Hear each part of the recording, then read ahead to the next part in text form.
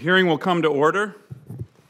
Good morning. Today we will consider the nomination of Barry Lee Myers to serve in the important position of Undersecretary of Commerce for Oceans and Atmosphere.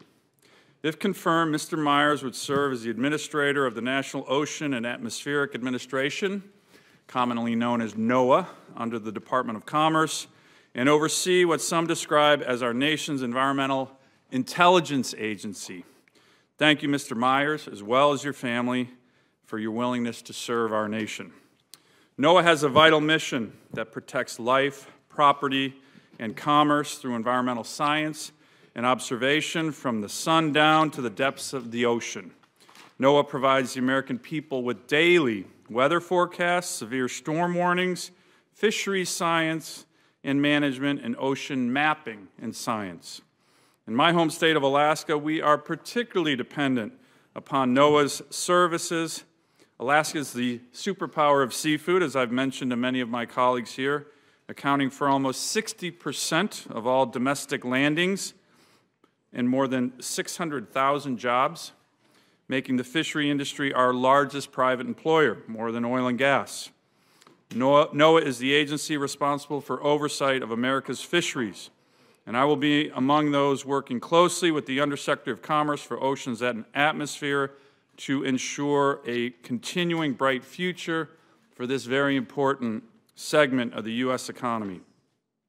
NOAA is also responsible for charting our waters, providing accessible, timely, and accurate weather forecasting and studying and helping keep clean our unique and treasured oceans and natural resources, all missions of extreme importance to the country and to my state as well. The Administrator of NOAA oversees these vital functions of the agency, as well as laying out its strategic and operational future with respect to the National Weather Service, the National Ocean Service, the National Marine Fisheries Service, the National Environmental Satellite Data and Information Service, the Office of Oceanic and Atmospheric Research, and the Office of Marine and Aviation Operations, which includes NOAA's uniform service, the NOAA Corps. Mr. Myers comes to the position of being nominated as a well-qualified candidate, having dedicated an entirety of his career to the weather forecasting industry. Since 1964, Mr. Myers has worked at the global weather forecasting and media company AccuWeather, which provides commercial weather forecasting products and services to newspapers, radio and television stations, government agencies, companies, and third-party websites. In 2007, he became the CEO of AccuWeather, leading the organization to experience its largest global web and mobile audience growth in its history. In addition to his current role at AccuWeather, he is a recognized national and international authority on weather forecasting, having testified before Congress on issues pertaining to weather forecasting no less than 4 times in his career. In fact, Mr. Myers testified before this committee's Subcommittee on Oceans, Atmosphere, Fisheries, and the Coast Guard in 2013 at a hearing entitled Forecasting Success, Achieving U.S. Weather Readiness for the Long Term. From 2009 to 2016, Mr. Myers also served on NOAA's Environmental Information Services Working Group, Science Advisory Board, and in 2016, he was elected as a Fellow of the American Meteorological Society, one of the few non-scientists to ever to be elected as a Fellow to this prestigious organization. While Mr. Myers' experience in the weather industry is undeniably extensive, some have raised issues of concern about his nomination on the grounds that his educational background lies in business and law rather than science, or that NOAA's mission expands well beyond its weather forecasting mission. I'm sure that my colleagues will ask questions relating to some of these issues. Given Mr. Myers' proven track record of leadership, if confirmed, he is well positioned to perform the role of NOAA Administrator, and I want to thank him again for his desire to serve our country. Additionally, at the end of last Congress, the NOAA Sexual Assault, Harassment, and Assault Prevention Act, of which I was the lead sponsor with many of my colleagues on this committee, was passed into law. We are approaching 1 year of passage in the deadline for the establishment of many provisions within the law. If confirmed, I look forward to working with Mr. Myers for updates on where the agency stands and any noted improvement to the culture of NOAA related to this important issue of sexual harassment and assault prevention that is now finally getting the attention it deserves in the Congress. Once again, I would like to thank Mr. Myers for testifying today and for your willingness to serve our country. I now turn to the ranking member for any remarks he might have. Senator Nelson. Thank you, Mr. Chairman. May I submit a number of letters that have been written with regard to the nominee for the record? Without objection. This is one of the most popular agencies in the federal government. It directly impacts the daily lives of millions. NOAA is an agency most people are aware of because of weather forecast and warnings. And these warnings are distributed free of charge through the National Weather Service. When Irma was barreling toward Florida, it was the National Weather Service employees, including our very significant professional accumulation at the National Hurricane Center, who provided the forecast to Florida's local governments and emergency managers by using all of the assets that NOAA has, plus additional assets. But NOAA's mission doesn't just stop there, and I want to commend NOAA because their accuracy continues to improve. The addition of the G4 flying at 45,000 feet over the hurricane, dropping that SON or instrumented package, has improved accuracy of hurricane forecasts 15%. But now even greater accuracy is the planes, the turboprops that fly into the hurricane, dropping not just SONs, but now a SON about this long, and once it gets out of the fuselage of the aircraft, it suddenly sprouts wings and its motor starts, and it flies as a UAV on the inner wall of the hurricane, giving additional data that we've never been able to have before. What NOAA provides is absolutely fantastic. But the mission doesn't stop there. It's responsible for sustainably managing our nation's fisheries, something you, Mr. Chairman, are quite interested about with all of the fishing that occurs in Alaskan waters. It ensures that our ships get in and out of ports. It protects critters and corals and habitats. And it tries to help our coastal communities adapt to the future.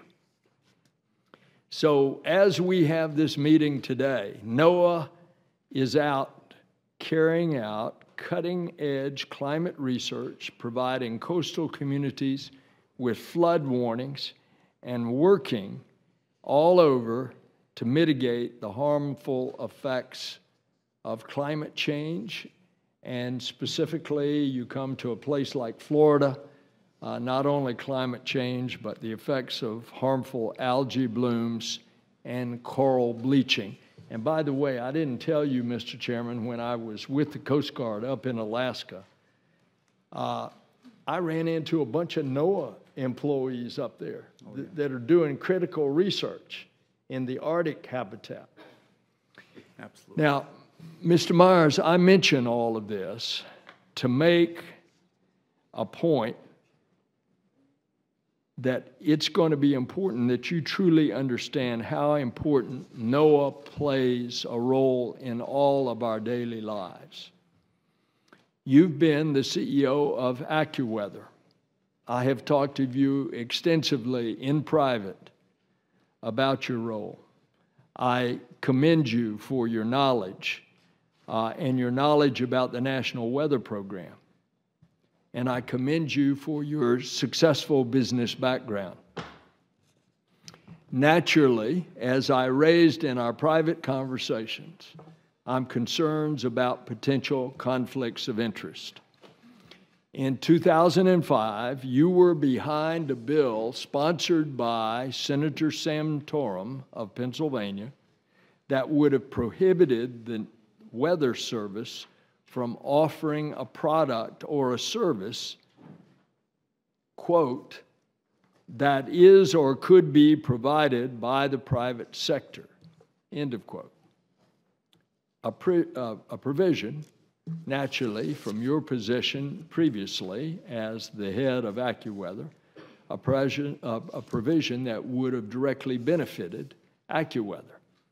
If the bill had passed, Americans' access to free and potentially life-saving government weather forecast would have been placed at risk, because if that bill had passed, the government would be prohibited from offering a product or service, quote, your quote, that is or could be provided by the private sector, end of quote. Now, that's a conflict. I talked to you in private about this. You assured me that you were going to remove yourself from anything having to do with AccuWeather. That even in family conversations over the holidays, that your brother, who would be running AccuWeather, that you would not have discussions with him about your business, that there would be a concrete wall that you would set up between your family's business, your former business, and the business of the United States government. So NOAA has always put protecting lives and properties of Americans ahead of personal commercial interest. It's obviously a concern to me, as I expressed to you, and I want you to get it out on the record today. It's a concern that your past history with the Senator Santorum bill suggests that you might do otherwise. I want you to clear that up in this record. And with your family connections, your brothers at AccuWeather, obviously, there is the concern about potential conflicts of interest. I'd like you to address that directly, unequivocally, for the record here today. We've been through part of this in another sphere.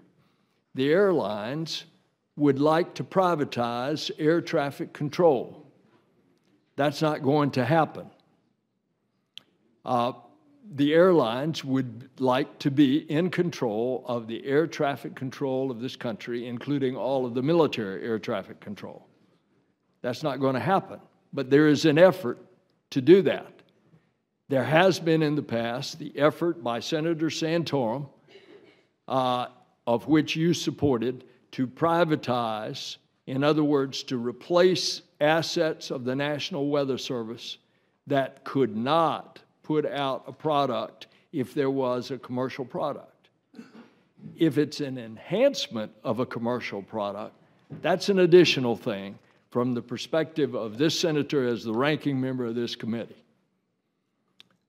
So we must be sure that you will not have a conflict of interest with a company owned by your brothers, previously run by you. So we want to know, how can Weather Service employees and the public trust that you will truly refrain from involving yourself in NOAA decisions that affect your family's company? These are the same things that I ask you in our private conversations. And I want you to be as direct here as you were with me in our private conversation. These are questions that should be put to rest before you leave today, and done in a way that your answers are clear to everyone. Mr. Myers, what we need is a NOAA administrator who will do what is the very best for the American people. While I sincerely hope that person is you, clearly it is my responsibility to see that you come forth to hear more on how you plan to avoid those conflicts and how you plan to safeguard the critical mission of NOAA. Thank you, Mr. Chairman. A point of inquiry, Mr. Chairman. I see that the senator from Pennsylvania is here. Is he here to the purpose of introducing the? Yes, and that's happening right now. Yes. So thank you, Senator Nelson. I now want to recognize Senator Toomey for an opening statement to introduce the nominee. Senator Toomey. Thank you very much, Chairman Sullivan, Ranking Member Nelson, members of the committee. It's an honor for me to introduce Barry Myers before this committee. Barry Myers is a highly respected and well-qualified Pennsylvanian, and if confirmed, I think he will serve as an outstanding administrator of NOAA. His leadership experience in the private sector and his institutional knowledge that he gained while working as an advisor to the agency will both enable him to effectively manage NOAA's diverse responsibilities and functions, which, as we all know, include weather forecasting, fishery management, coastal conservation, and atmospheric and oceanic research. Specifically, Barry has a deep understanding and appreciation of weather forecasting through his work at AccuWeather, headquartered in State College, Pennsylvania. And this expertise is, of course, very important because one of the primary functions of NOAA is to oversee the National Weather Service and support research to improve the modeling of weather events and natural disasters. Barry has extensive experience managing AccuWeather. As the chairman noted, he has served as the CEO of AccuWeather since September of 2007. And I should point out that AccuWeather provides outstanding weather forecasting services to media outlets, to governments, to businesses, in addition to operating a website and mobile apps for general public use. Under Barry's leadership, AccuWeather has become one of the world's most widely viewed and most accurate weather forecasting services. He also has experience advising the federal government, as I mentioned, an institutional knowledge of NOAA while serving in several advisory roles. He served on NOAA's Environmental Information Services Working Group for over 7 years, advised the Director of the National Weather Service during 2 international conferences on meteorology, and has testified repeatedly before committees of Congress. It's also worth pointing out that Mr. Myers has tremendous respect of his peers in the weather community. He recently received 2 very prestigious awards from the American Meteorological Society. I think the chairman also alluded to those 2 awards. So, Mr. Chairman, I will close by saying it's an honor for me to be able to introduce a great Pennsylvanian, Barry Myers, to the committee today. He's an accomplished leader who I believe will advance NOAA's role in oceanic and atmospheric observation, measurement, management, and forecasting. I believe he'll be able to increase effective communications between NOAA and the private sector and continue U.S. excellence in weather forecasting, among the other important roles that NOAA plays. If confirmed, I am confident that Barry Myers will be a very successful administrator. I want to thank you, Mr. Chairman, for having this hearing. Members of the committee, thank you for allowing me to introduce him. Thank you, Senator Toomey, very much for that outstanding introduction. Senator Nelson has one additional comment. Mr. Chairman, I have a conflict that I have to go to see another senator, and I would ask that Senator Schatz stand in as the ranking member. Without objection. Mr. Myers, welcome again. The floor is yours for your opening statement, sir. Chairman Sullivan, Senator Schatz, and I'd like to thank Senator Toomey, who won't hear me thank him, but for his gracious opening. Honorable members of the committee, thank you for the privilege of allowing me to appear today and answer your questions about my nomination. As noted, we've met before. I've worked with many of you over the past 4 years in support of the weather bill signed in April by the President that addressed important operational and research issues. I was privileged to testify before this committee in those regards. And if confirmed, I pledge to carry out the wishes of Congress with vision, accountability, and effective management for the public good. I will ensure that the agency is staffed with top management, top scientists, and talented, experienced, and capable people. If confirmed, I promise to work with you on the issues that matter for the agency, to Congress, and the nation. Despite hardship, I have lived the American dream. My family started with little in Philadelphia, Pennsylvania. During my early life, my father was a union shop steward at an RCA factory making radar units for the war effort.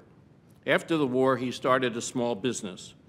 When I was 16, my mother had surgery that threatened her life and our family finances, as we had no health insurance. When I was 19, my father, burdened by my mother's illness and health costs, committed suicide and left our family deeply in debt. Our house was foreclosed and we were evicted. Only our uncle's charity kept a roof over our heads. We survived with the help of government surplus food. In fact, I still remember those huge blocks of cheese and large jars of peanut butter that we received off the back of a distribution truck. My brothers and I worked hard, secured student loans, earned scholarships, and later started a company around the kitchen table.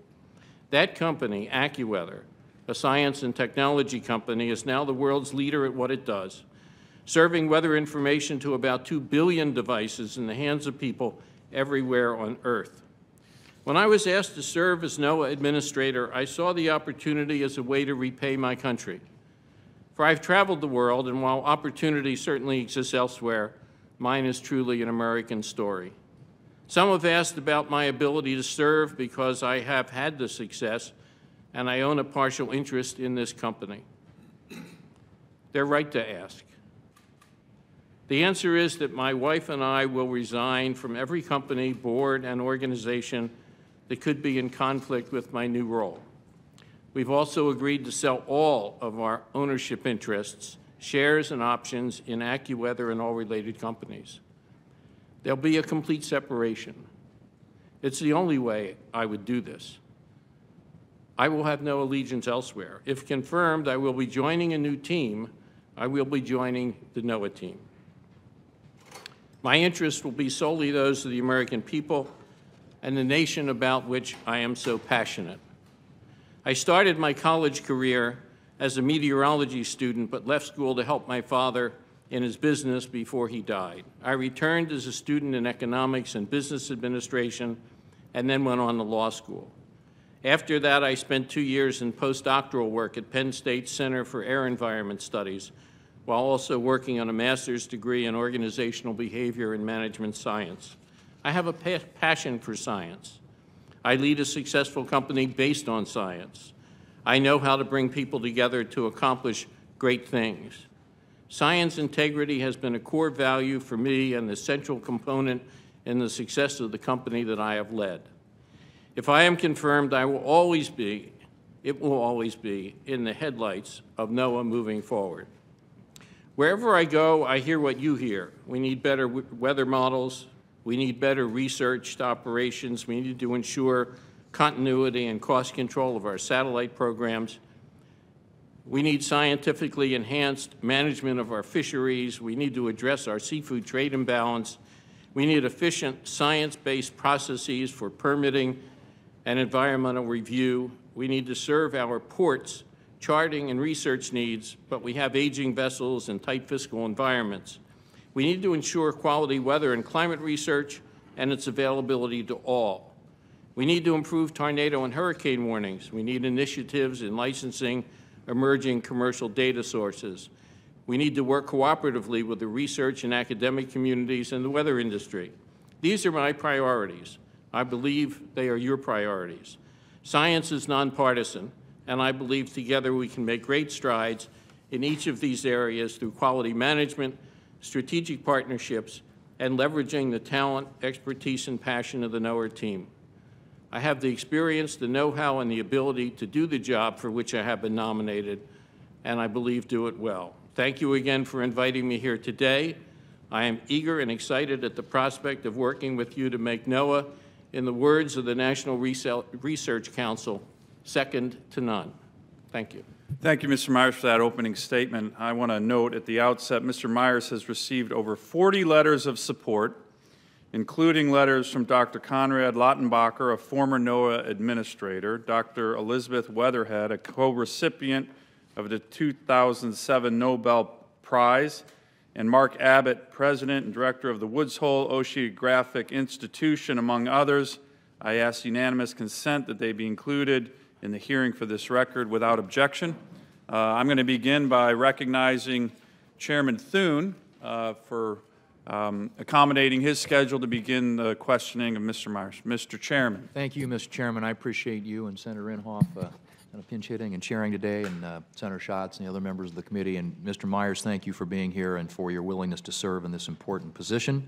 I just have one quick question. I'll have a couple questions I'll submit for the record. But earlier this Congress, the Weather Research and Forecasting Innovation Act, which Senator Schatz and I introduced into the Senate, was signed into law.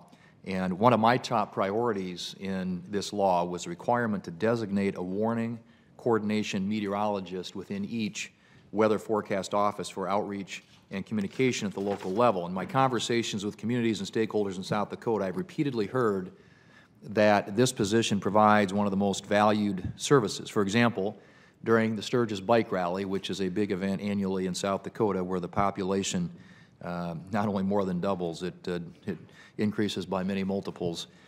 Having established relationships with local emergency managers is paramount to the safety of our citizens as the weather in the Black Hills can rapidly change.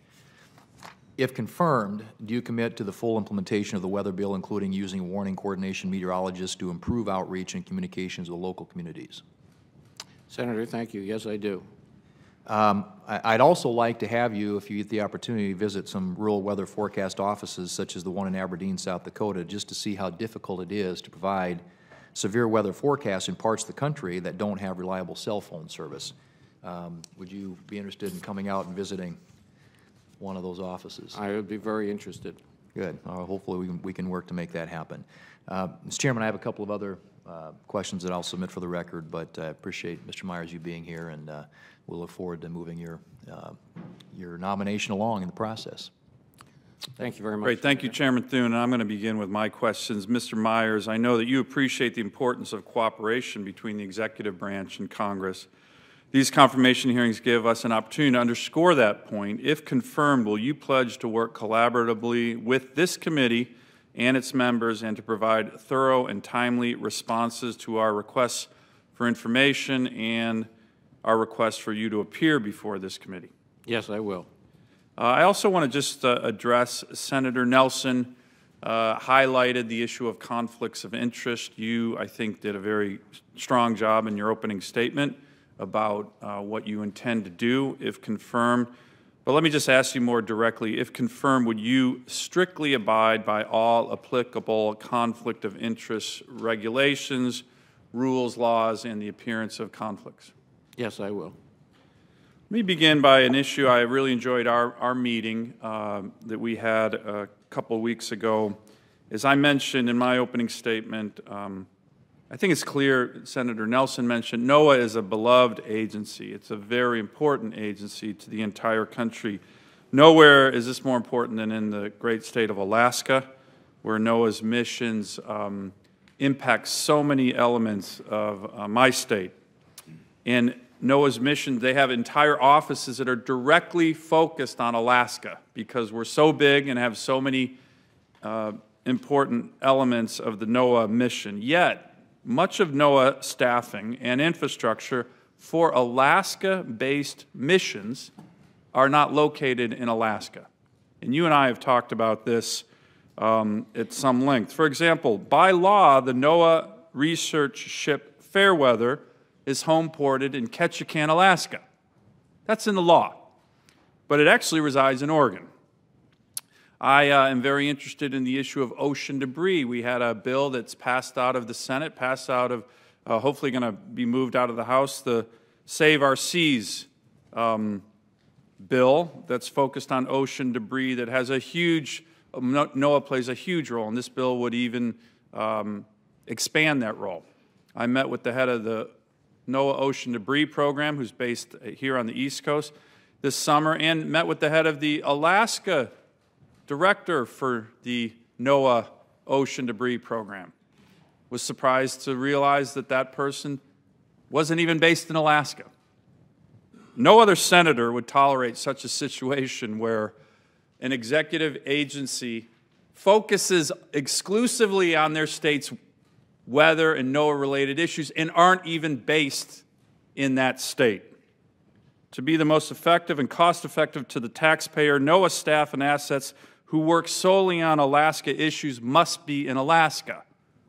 The previous administration did little to work with me on this. I would like your commitment to help to restore the agency's presence as appropriate when they're working on Alaska issues to be in Alaska. Will you commit that, if confirmed, you will undertake a comprehensive review of this staff and asset movements out of my state on Alaska issues to come back to Alaska and offer a detailed plan and timeline working with me and my office for moving these staff positions and assets back to Alaska? Senator Sullivan, thank you very much for that question. The discussion that you and I had was very informative and enlightening and interesting to understand so many assets that serve Alaska are not in Alaska. Exclusively serve Alaska. I do commit to looking at this and doing a complete review and certainly reporting back to you and the committee on those issues. Thank you. You mentioned in your opening statement the issue of seafood trade. I've appreciated Secretary Ross's emphasis on trying to do something about the seafood trade deficit. The agencies under NOAA's purview have a lot to do with it. Will you work with me and other seafood exporters to reduce barriers that put us at a competitive disadvantage with regard to other countries? I know it's a priority of the Secretary. I just want to get your commitment on that. Yes, you have my commitment. One other area that, again, impacts Alaska, but it impacts the whole country is on the issue of hydrographic surveying. There are parts of my state, a lot of parts of my state, that still rely on charts and data collected back in the 1800s when Russia was still in charge of Alaska. There's a potential to address the backlog of hydrographic surveying in Alaska, but throughout the entire country through partnerships with the private sector. But there's needed leadership for this to happen. Will you work with this committee to aggressively reduce the charting backlog and increase the use of public-private partnerships to achieve this goal in terms of upgrading our hydrographic surveying around the country?